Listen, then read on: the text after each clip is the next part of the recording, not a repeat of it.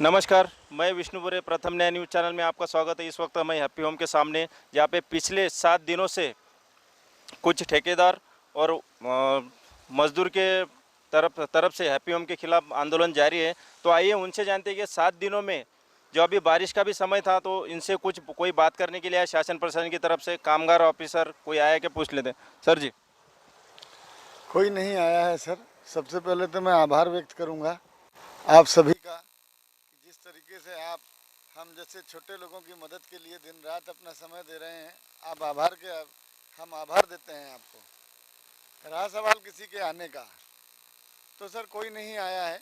आज 2 पुलिस वाले आए थे 3 दिनों के बाद हमारा हालचाल लेने के लिए। कल हमारे एसोसिएशन की तरफ से सभी लोग गए हुए थे कलेक्टर ऑफिस। शायद प्रशासन थोड़ा हिल रहा है, लेकिन ये कछुए की रफ्तार से कभी न्याय मिलेगा सर। हमारे जाने के बाद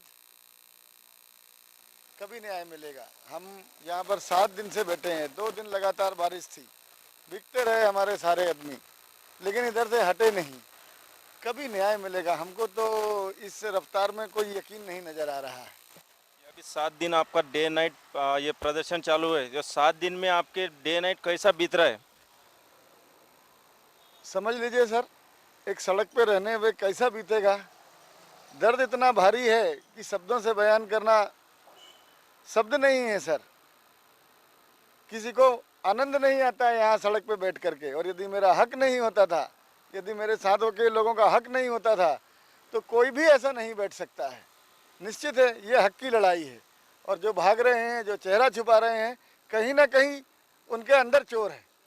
उन्होंने छल किया है, उन्होंने धोखाधड़ी किया है, फरेब किया है, पैसे नहीं दिए हैं, इसलिए भाग रहे हैं। नहीं, मेरे घर के सामने कोई आकर के दिखाए 1 मिनट के लिए, 1 मिनट के लिए आकर के दिखाए मेरे घर के सामने, या तो मैं हाथ जोड़ूंगा कि भाई आपका पैसा बाकी है, देता हूँ।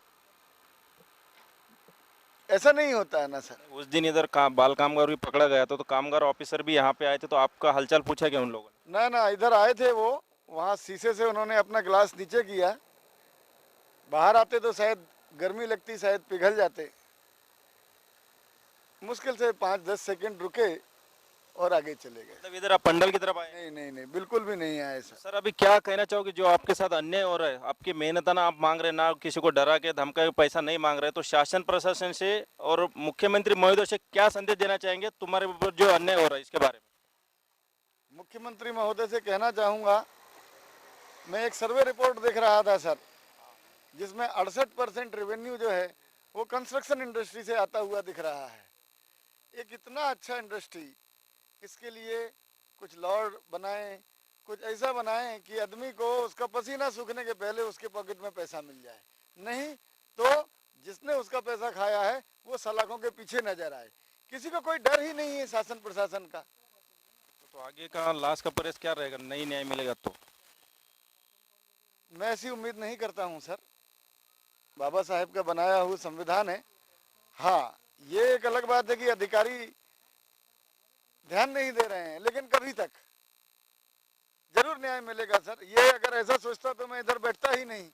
मुझे पूरा उम्मीद है कि मुझे न्याय मिलेगा। बस शासन प्रशासन, मुख्यमंत्री महोदय से इतना ही निवेदन है कि हुजूर कहीं देर ना हो जाए आते आते। तो अपने साथ है ऑल इंडिया कॉन्ट्रैक्टर एसोसिएशन के संजय प्रजापति जी है। सर, आप कल अलीबाग गए थे जिला अधिकारी कार्यालय में, तो क्या बातचीत हुआ? मैं आपको ऑल इंडिया कॉन्ट्रैक्टर एसोसिएशन के तरफ से प्रथम न्याय को धन्यवाद देता हूं। और हम लोग कल गए थे अलीबाग जिला अधिकारी से मिलने के लिए और उनको निवेदन देने के लिए। और ऑलरेडी हमने 1 महीना पहले से ही पत्र व्यवहार किया हुआ है। जिला अधिकारी को भी किया है, यहाँ के पुलिस आयुक्त को भी किया है, एसडीएम को भी किया है, सभी संबंधित कार्यालयों को किया है, यहाँ के उपायुक्त, कामगार उपायुक्त कार्यालय को भी किया है। लेकिन यहाँ का जो उपायुक्त कार्यालय है, उस कार्यालय के जो उपायुक्त साहब है हमारे माननीय पवार साहब, एक मीटिंग में हमारे साथ बात करते हुए उन्होंने ये बताया कि रायगढ़ ज़िले के 15 तालुके हैं और हमारे पास ये तालुके संभालने के लिए जीओले की कमी है। इसके लिए हम कामगारों के हित का जो आप आवाज़ उठाते हैं उस पर हम ध्यान नहीं दे पाते। तो माननीय पवार साहब से मैंने रिक्वेस्ट किया था कि आप अपने आयुक्त साहब को एक लेटर लिखिए कि यहाँ जीओले बढ़ाया जाए, प्रत्येक तालुके के लिए शाखा खोला जाए। अगर वैसा नहीं हो रहा है आपसे तो आप हमें निवेदन कीजिए, मैं मांगनी करता हूँ सरकार से। और नहीं तो आप कुर्सी छोड़ दीजिए, आपकी लायकी नहीं है। रायगढ़ जिले का उपायुक्त बन के बैठे हो आप, हम आपको गरीबों का हक लेके आपके सामने बैठते हैं कि इनके साथ ऐसा अत्याचार हुआ है, इनके साथ ऐसा व्यवहार हुआ है, और आप 4-4 साल से हेयरिंग चलाते हो। तुम्हारे पास जब कायदे का अधिकार नहीं है तो तुम किस कायदे के अधिकार के तहत बैठे हो? मत बैठो, छोड़ दो कुर्सी। कल आपने पत्र व्यवहार किया तो कुछ रिप्लाई आया क्या उन्होंने? कुछ नहीं, उनके तरफ से कोई रिप्लाई नहीं है। और माननीय जो जिला अधिकारी साहब हैं, वो हमारे प्रथम नागरिक माननीय रामनाथ कोविंद जी, जो हमारे भारत देश के राष्ट्रपति हैं, उनके स्वागत में इतना बिजी है कि उनके रायगढ़ ज़िले की जो जनता है, उनके ऊपर ख्याल रखने के लिए समय नहीं है। जनता के जो प्रतिनिधि हैं, उनसे बात करने के लिए समय नहीं है। कल आप जिला अधिकारी ऑफिस में गए थे तो आपको कितने घंटे बाद मीटिंग हुई, मिलने दी आपको? मैं जिलाधिकारी कार्यालय में पिछले 6 घंटों से बैठा था और हमें बार बार यही बताया जा रहा था कि जिलाधिकारी महोदय है नहीं, बाहर है। बाद में मालूम पड़ा कि नहीं, वो है, उनका वर्चुअल मीटिंग चल रहा है। मुख्यमंत्री हैं कि कौन है उनके साथ में, वीडियो कॉलिंग चल रहा है।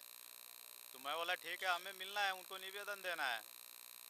बार बार उनके जो दरवाजे पे द्वारपाल रहते, जाके पूछते, वो बोलते उनको बोलो हमको मिलने के लिए समय नहीं है, माननीय राष्ट्रपति जी आने वाले हैं।